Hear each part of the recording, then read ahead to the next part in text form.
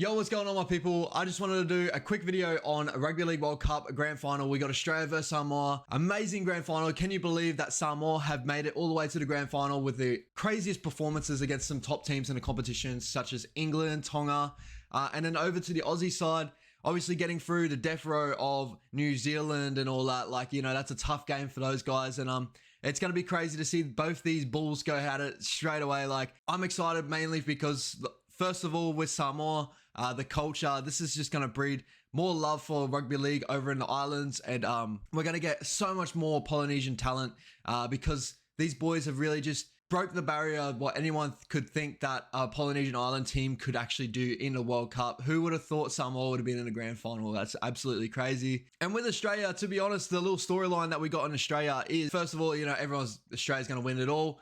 It hasn't been the easiest run all the way through, and a lot of that has come down to some of Mal's decisions and that, but also just the cohesiveness in the team is just not there yet. So that's what makes this game really interesting, and where I think Samoa can exploit it. It's just whether they can exploit it enough to get the win in this one. So we're going to run through the team list quickly first, and then I'll go through a couple of key points and a couple of key players I'm really looking in for. So hope you enjoy. Let's get into the video. We're just going to go through the teams here, just kind of like brief through them all. We all know mainly the teams. It's pretty much going to be the same two teams of last week's game. I think the only difference here is Australia has named Ruben Cotter. I don't think Ruben Cotter played in that last game in New Zealand. They probably really needed someone like a Ruben Cotter in that game too. Like, Ruben is such a freak. He breaks the game open. He's so good of a player. So respect to him. Players like in Samoa, you got Joseph Suli, Taylor May, Stephen Crichton, Brian To'o. Obviously, you got on the other centre, Timmy Lafai. So Timmy Lafai's had an amazing World Cup. He's probably going to be one of my talking points as well. Jerome Luai, Anthony Milford, Josh Bubbly, Junior Paulo. It looks like you're going to have Chanel Harris-Tavita playing at hooker by the looks of it, because Denny Levi left World Cup early before the last game. And then we had Fayamanu Brown go down with a concussion. He's going to be out as well. So I think the changes for him, we had Muddy Tapau, which is the biggest in that we've got here. And obviously it looks like Chanel's probably going to be playing big minutes in hooker unless they look at switching it around with another one of the big boys to get in there. So it's really, really crazy to see how this one goes. But we'll go to Australia team anyway. Obviously, we got the big man, James Tedesco, out back. He's probably going to be the one most influential players in this game. He can break a game open no matter what. Benny Hunt, who I love to see in this one, Daly Cherry Evans. You would think that Nathan Cleary and Munster are going to be the halves pairing. They better be. I still don't understand why Cherry Evans keeps getting chucked in there within the 17. He's a great player, understandably, but I think we just need to pick and stick with someone like, you know, Ben Hunt, Harry Grant is our hooker rotation, and no matter what, it's Nathan Cleary and Munster. Because secondly, we got people like, you know, Jackie White, and that can play half if someone goes down in that sort of aspect, or Benny Hunt can play half in that aspect. We don't need to carry a second half on the bench, or a third half on the bench, actually. So it doesn't make sense. The big boys, obviously, Regan Campbell-Gillard and Jake Trbojevic are going to be pretty vital in this game. I'm not sure their starting rotation, whether it's going to be Tino, Paddy Carrigan, Regan Campbell-Gillard, or Jakey Trbojevic. I'm not too sure. Personally, I'd love for them to start with Jakey and Regan Campbell-Gillard to get a lot of that sting out of the big island boys to start the game, and then bring Tino on, and Tino's going to be mostly get the difference here. Paddy Carrigan also, he gets through a shit ton of work, but he's got really silky hands. I'd love to see him with like tied defenders and stuff, so that would be really good for them. So Samoa's key strength, and in my opinion in this matchup, is definitely within the backline of the centers and wingers, and then going into their front rowers. So the two front rowers, I believe, are slightly better or just as good as the Australian front rowers, especially in their rotation. And the wingers and centers, I can make a massive argument that they are, if just as good or maybe just a tiny bit better than Australia. I think the only difference there is obviously is what you respectably think of someone like a Timmy Lafai, but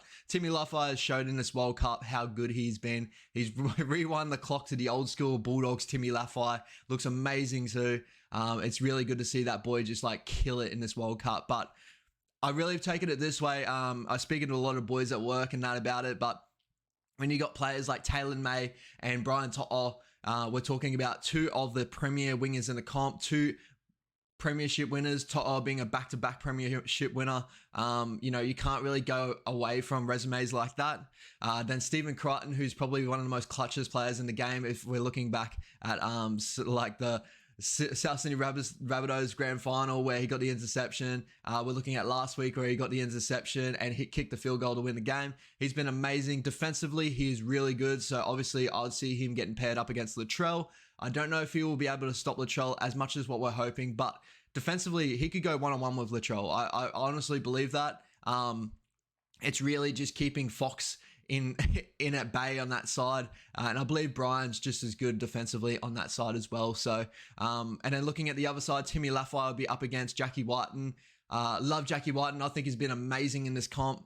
I think if there's Samoa's got a side they should be attacking, it should be that left side, I believe. Like Jerome Luai to Langi Sau has been playing that left center up, left second rower.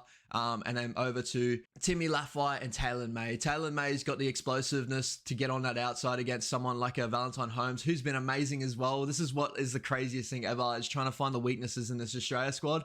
But I would say we just got to attack Jackie Whiten. It's not his normal position every week. He makes really good defensive efforts, great tackles and stuff, but sometimes he can be caught lacking on the outside. I do believe Timmy Laffey has the footwork in that. If he winds back to old school Timmy Laffey, get that little jig on the outside with the palm and then maybe a little flick pass there for Taylor May, that would be amazing for Samoa. So that's my first one. Second one, obviously, is their front row. Their front row has got to bend the line. It's got to start getting good options. They don't have a dedicated hooker.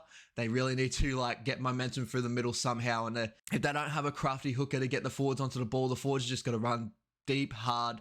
A couple of boys just get in there and get your work done, because you best believe you got Australia with the two of the best hookers in the game at the moment, and not even having someone like I believe, Damien Cook, who's sitting at home, and Api Coruscant playing for Fiji. These are all boys that are like the top of the top that Australia can pick from. With Samoa, they were so unlucky that Denny Levi had to go home early. Sorry, I appreciate you, Denny. He's been amazing this World Cup. And then Faimanu Brown, who filled in really, really nicely last week, obviously going down. So that's pretty unfortunate. With Australia, obviously, where I see their strengths is in their second row, obviously their spine. But I'll start off with their second row. So you see their second row rotation. Usually it'd be Angus Crichton on one side, Liam Martin last week, and then I'll maybe swap in Cam Murray or someone like that to come in off the bench and really fill in their time there. Comparatively to the Samoa backline, and we were with the Hold the Ball live stream we were previewing the games. It was an amazing question that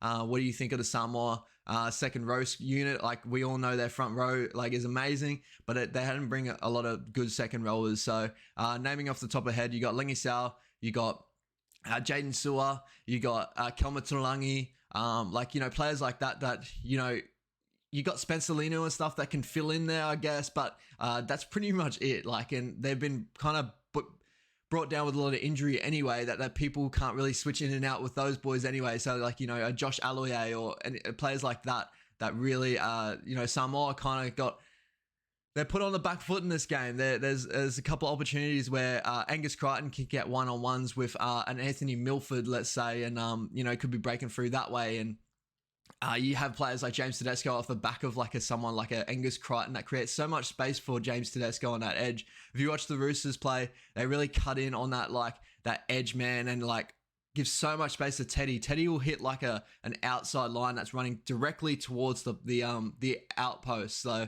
and he just creates so much space off his speed, and a lot of that comes down from Angus Crichton, the way he hits that line. So it's just. Yeah, I think Australia are going to exploit that quite a bit. But I do believe this Samoa squad is just grit and grinded. They've found their energy, their mojo. They grit and grinded last week. Who to say they can't grit and grind this week and get it done? But that's one of their keys. And obviously the other key, if you got a spine, Australia's got the spine of Tedesco, Munster, Cleary, Benny Hunt, or Harry Grant. And then you have obviously the number 13 with Isaiah Yeo. Man, that's just world class. So it's definitely onto Samoa to really make something happen here. Australia getting all the bickies, everyone expects Australia to win. Samoa, I believe you can do it. It's just whether you can offset, you could get through the barrage that you can early on and try and just fight with the boys and get the ball out back to your centers and wingers. I think your centers and wingers are just as good that's where you got a lot of opportunities. I do believe that the Samoa squad, if they got any opportunity here to win this game, they really need to attack that left side. That left side is not as cohesive as the other side. And yeah, I believe that if you can get Jack Whiten and Liam Martin second guessing on that side and really bring in a Valentine Holmes, Talon May can feast out there, especially with someone running so hard like Jimmy Lafayette at the moment. So I'm really excited for this World Cup. This is amazing for all the Samoan people out there. Like, you know, it's just amazing. Toa Samoa has been playing so well at the moment, especially after their first game. Everyone thought it was done and dusted. They've proven themselves, and it's amazing to see. Shout out to everyone out there for the World Cup. Hope you all enjoy, and peace out. Like and subscribe if you enjoy. Hopefully get some more live streams going on at the moment. We got my PC box that just turned up over there. I'm just waiting for my parts, and I'm going to make my streaming PC. So I hope you guys enjoy. Peace out.